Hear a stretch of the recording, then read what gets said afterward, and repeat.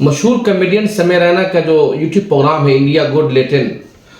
گزشتہ کئی مہینوں سے وہ چل رہا ہے، اس کی کلپ اور سوشل میڈیا پہ آ رہے ہیں، اور جو کلپ سامنے آ رہے ہیں وہ کلپ اس طرح کے ہیں جسے آپ سن نہیں سکتے، لیکن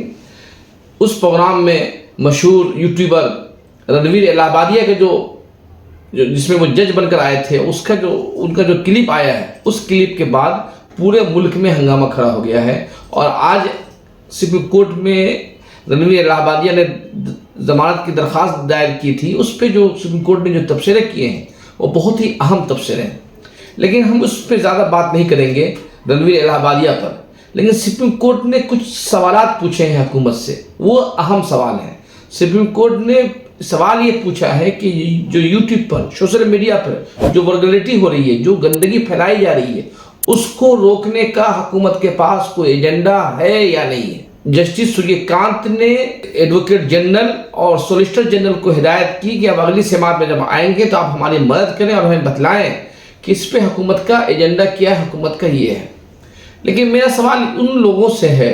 جو اس پہ زیادہ ہنگامہ مچا رہے ہیں۔ میں سوال اس لیے پوچھ رہا ہوں کہ اس کا مطلب ہرگز یہ نہیں ہے کہ ہم لوگ رنویر الہ آبادیہ کے اس بیان کی حمایت کر رہے ہیں۔ ہم تو اس بات کے قائل ہیں کہ گفتگو میں تہذیب، تمدن اور سماجی دائرہ ہو، اور کوئی بھی ایسی گفتگو نہ ہو جو آپ اپنے گھر کے چھوٹے بڑوں کے ساتھ نہیں سن سکتے ہیں۔ اور کمیڈین اور مزاح میں بھدا پن یا ننگا پن کی کوئی گنجائش نہیں ہو جائے گی، پھر وہ مزاح نہیں رہے گا، وہ ورگلٹی ہوتی ہے۔ لیکن کہتے ہیں نا کہ آپ جب نقل کرنے پہ اتر جاتے ہیں تو عقل و حواس کھو جاتے ہیں۔ یہ پورا کا پورا جو یورپ جس کی تہذیب اور تمدن میں بے حیائی اور ننگا پن ہے، اس کے ڈارک کامیڈی کی جو چوری کرتے کرتے ہم اس طرح پہنچ گئے ہیں کہ اپنی ہندوستانی تہذیب و تمدن کو بھی چھوڑ دیا ہے۔ اور رنویر الہ آبادیہ کے بارے کا جس جملے کو لے کر یہ تنازع ہو رہا ہے، کہا جا رہا ہے کہ وہ جو جملہ ہے وہ جملہ من نوعاً ایک انگریزی کامیڈین سے نقل کیا گیا ہے، اور وہ کلپ بھی آ رہی ہے، خاتون جو ہے ایک بچے سے پوچھ رہی ہے۔ لیکن میرا سوال اس لیے ہے کہ رنویر الہ آبادیہ کے اس ورگلٹی پر ہنگامہ مچانے والے اس وقت خاموش کیوں ہو جاتے ہیں جب اسی سوشل میڈیا پر اور اسی ویب سائٹ پر، یوٹیوب پر نفرت انگیز بیانات کا سیلاب آتا ہے؟ اس وقت کیوں خاموش ہوتا ہے؟ چاہے ورگلٹی ہو، چاہے نفرت انگیز بیانات ہو، اس بیان دونوں کا جو مائنڈ سیٹ ہے، دونوں ایک نفرت سے آتا ہے۔ اب جو آدمی مزاح میں ماں کی گالی دے، ماں کے بارے میں گندگی کہے، وہ بھی ایک نفرتی ذہنیت کی پیداوار ہے۔ اسی طرح سے دوسرے گروپ اور مذہب کے بارے میں بولنا بھی اسی نفرت کی پیداوار ہے۔ یہ اچھی بات ہے کہ سپریم کورٹ نے یہ مرکزی حکومت سے سوال پوچھا ہے کہ اس طرح کی ورگلٹی کو روکنے کے لیے ان کے پاس کیا پیمانہ ہے، کیا مواد ہے۔ ابھی حال ہی میں ایک رپورٹ آئی ہے جو امریکہ بیس ایک رپورٹ آئی ہے، جس میں کہا گیا ہے کہ 2023 میں اس ملک میں نفرت انگیز بیانات کی تعداد میں بے تحاشا اضافہ ہوا ہے۔ اس رپورٹ کے اندر نشاندہی کی گئی ہے کہ کس طریقے سے بی جے پی کے زیر اقتدار ریاستوں میں نفرت انگیز بیانات ہوئے ہیں۔ IHL کی رپورٹ کے مطابق 2023 میں مذہبی اقلیتوں کو نشانہ بنانے والے نفرت انگیز بیانات کے 668 واقعات رپورٹ ہوئے، یہ 2023 میں، اور 2024 میں یہ تعداد 1165 تک پہنچ گئی ہے، مطلب 74.4 کی تعداد تک بڑھ گئی ہے۔ یہ رپورٹ مزید بتایا گیا ہے کہ 2024 کے لوک سبھا انتخابات کے دوران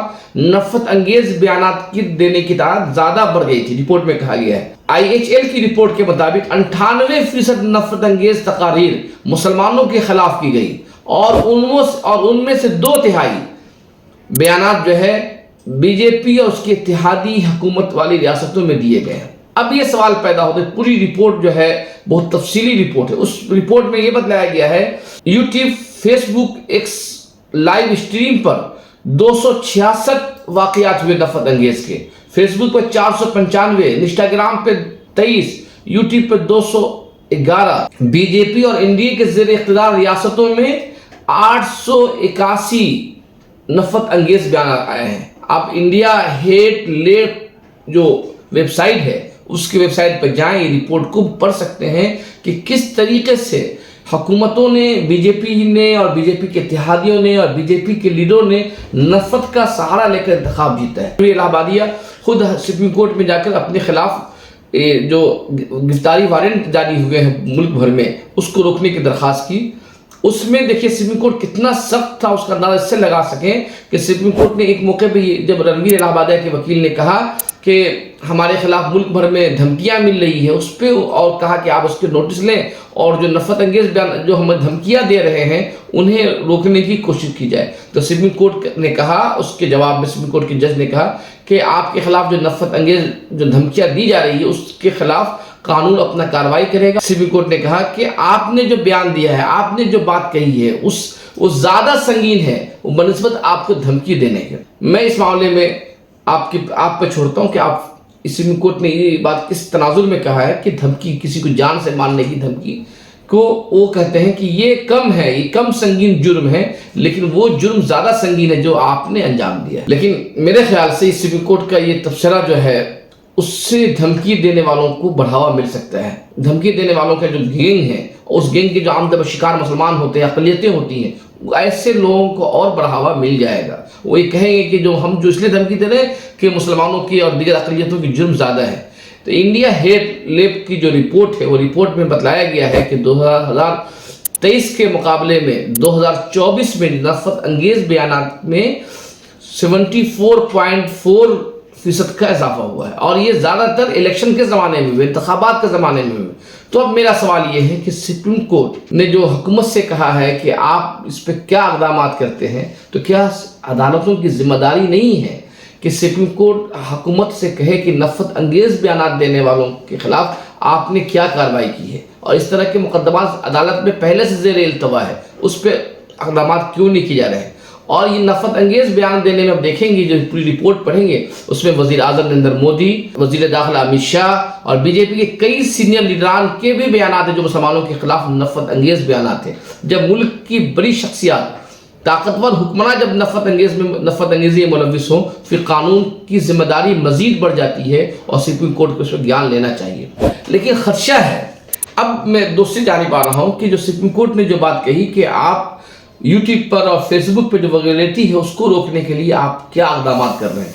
تو خدشہ اس بات کا ہے کہ کہیں ایسا نہیں ہو کہ سپریم کورٹ کے اس فیصلے کی، اس ہدایت کی آڑ میں حکومت دیگر سوشل میڈیا پلیٹ فارم ہے اس کو گدگن لگانے کی طرف قدم نہ بڑھا دے اور ورگلٹی کا نام دے کر روک نہ لگا دے. میں اس خدشہ کو اس لیے زیادہ اہم سمجھتا ہوں کہ ابھی ایک رپورٹ آئی ہے، یہ حکومت کے دیگر جو انفارمیشن ٹیکنالوجی بل ہے، اس بل کے آڑ میں وہ لوگ بھی ضرب نہ آ جائیں جو اظہار خیال کی آزادی کے قانونی آئینی حق کے تحت حکومت کی پالیسیوں کی تنقید کرتے ہیں. تمل ناڈو کا مشہور میگزین ہے وکٹن ایک مشہور 100 سال پرانا میگزین ہے. اس کی جو ویب سائٹ ہے، خبر آئی ہے کہ وکٹن کی ویب سائٹ کو حکومت نے بلاک کر دیا ہے. اب کوئی آدمی وکٹن کو نہیں دیکھ سکتا ہے. کیوں نہیں دیکھ؟ اس ویب سائٹ کا قصور کیا تھا؟ اس ویب سائٹ پہ ایک کارٹون شائع کیا گیا تھا جس کارٹون میں دکھلایا گیا تھا کہ وزیر اعظم نریندر مودی ٹرمپ کے سامنے جھکے ہوئے ہیں. یہ کارٹون جو ہے وزیر اعظم نریندر مودی کے امریکہ دورے کے پیش نظر تھا. وزیر اعظم نریندر مودی امریکہ گئے، اس دورے میں کیا ہوا، اس دورے کو لے کر ہندوستانی میڈیا تقسیم کا شکار ہے. ایک طرف میڈیا کا وہ طبقہ جو ہمیشہ مودی کی تعریف کرتا رہا ہے، وہ اس دورے کو بڑھا چڑھا کر پیش کر رہا ہے، لیکن جو حقائق کے جانچنے والے یا پرکھنے والے ہیں ان کا یہ کہنا ہے کہ یہ وزیر اعظم نریندر مودی کا جو دورہ ہے، ٹرمپ کی دوسری بار وزیر صدر بننے کے بعد کا جو دورہ ہے، ایسا لگتا ہے کہ وزیر اعظم نے ٹرمپ کے سامنے خود سپردگی کر دی ہے. اور ٹرمپ کا جو باڈی لینگویج تھا جس کو لے کے بہت بات ہو رہی ہے، جس میں وہ کہتے ہیں کہ ہم چاہتے ہیں کہ ہندوستان جو ہے ہم سے تیل خریدے، چاہے وہ مہنگا ہی تیل کیوں نہ ہو، گیس ہم سے خریدے، اور ہندوستان اور وزیر اعظم اس معاہدے پہ کچھ خاص نہیں بولتے. اور خود وزیر اعظم نریندر مودی کی موجودگی پہ ٹرمپ EVM مشین پر سوال کھڑا کرتے ہیں اور کئی سوالات کھڑے کرتے ہیں. تو ایسا لگتا ہے کہ وزیر اعظم نریندر مودی ہندوستان کے مفادات کی بات کرنے کے بجائے جو ہندوستان کے حق میں جو بات ہوئی صرف ایک ہوئی ہے کہ 26/11 کے مجلس ظہور رانا کو ہندوستان کی سپردگی کرنے کی بات کی گئی ہے. اس کے علاوہ جتنی بھی امریکہ کے دورے میں جو وزیر اعظم کی جو بات ہوئی، اس دورے میں ایسا نہیں لگا کہ ٹرمپ اس لیے وزیر اعظم کو بلائے تھے کہ تاکہ اپنے ہتھیار کو بیچ سکے، اپنے تیل کو بیچ سکے، اپنے گیس کو بیچ سکے، چاہے کسی بھی دام پہ ہو. توہین آمیز رویہ جو تھا وزیر اعظم کے ساتھ امریکہ کا، اس سے اندازہ لگا سکتے ہیں کہ جس وقت ہندوستان میں وزیر اعظم کا طیارہ واپس اتر رہا تھا، اسی وقت امریکن ایئر فورس کا طیارہ ہندوستان میں ہندوستانی غیر قانونی شہریوں کو لے کر ضرور سب کے ہاتھ میں زنجیر لگے ہوئے تھے، یہ تو تحفہ تھا، اس کو لے کر چرچا ہے۔ یہ جو وکٹم جو میگزین ہے اس میں ایک کارٹون شائع ہوا تھا، اس کارٹون کے اندر یہ وزیر اعظم کے دورے کو کارٹون کے ذریعے دکھلایا گیا تھا۔ یہ کارٹون شائع ہونے کے بعد سے ہی وکٹم ویب سائٹ کو سنیچر کے دن سے بند کر دیا گیا اور اب تک وہ ویب سائٹ بند ہے۔ اس وکٹم نے ایک بیان جاری کیا ہے، اس بیان میں انہوں نے کہا ہے کہ ہم اپنی اظہار رائے کی آزادی، ہماری رائے ہم گزشتہ 100 سالوں سے اپنی فرائض کو انجام دے رہے ہیں، اس سے پہلے بھی میرے خلاف اس طرح کی پابندی عائد ہوئی ہے، لیکن ہر پابندیوں کا ہم نے مقابلہ کیا ہے، اپنے آئینی اور بنیادی حقوق کی حفاظت کرتے ہوئے ہم حکومت کی غلط پالیسیوں کی تنقید کرتے رہیں گے۔ اور اس پابندی کے بعد راہل گاندھی اور ڈی ایم کے جو وہاں کی حکومت سرکار ہے، خود جے للیتا کی جو پارٹی انا ڈی ایم کے، اس نے بھی اپنے آپ کو اس پابندی سے الگ کیا اور کہا کہ اس طرح کی پابندی کا ہم حمایت نہیں کر سکتے۔ اب اگر سپریم کورٹ کی ہدایت کو اور اس وکٹم کی پابندی کو جوڑ کے دیکھا جائے تو خدشہ بڑھ گیا ہے کہ کہیں ایسا نہ ہو کہ وہ لوگ بھی اس کے زد میں آ جائیں جو اظہار رائے کی آزادی کے تحت حکومت کی غلط پالیسی کی تنقید کرتے ہیں۔ تو ہمیں سمیع رینا جیسے لوگوں کی اور رنویر الہ آبادی جیسے لوگوں کا بھی مقابلہ کرنا ہے، ورگلٹی کو بھی روکنا ہے، لیکن ساتھ ساتھ اظہار خیال کی آزادی کی بھی حفاظت کرنی ہے۔ اور اس آزادی کی حفاظت اس لیے ضروری ہے کہ ایسے وقت میں جب حکومتوں کی کوشش ہے کہ اس کے خلاف بولنے والے کی تمام آواز خاموش کر دی جائے، ایسے میں آزاد آوازوں کی حفاظت کرنا ہر ملک کے ہر ایک شہری کی ذمہ داری بڑھ جاتی ہے۔ آپ دیکھ رہے تھے انصاف نیوز آن لائن۔ اگر ہمارا یہ ویڈیو آپ کو پسند آ جائے تو ہمیں ضرور لائک کریں اور دوسروں تک پھیلائیں۔ پہلی مرتبہ دیکھنا سبسکرائب کرنا نہ بھولیں۔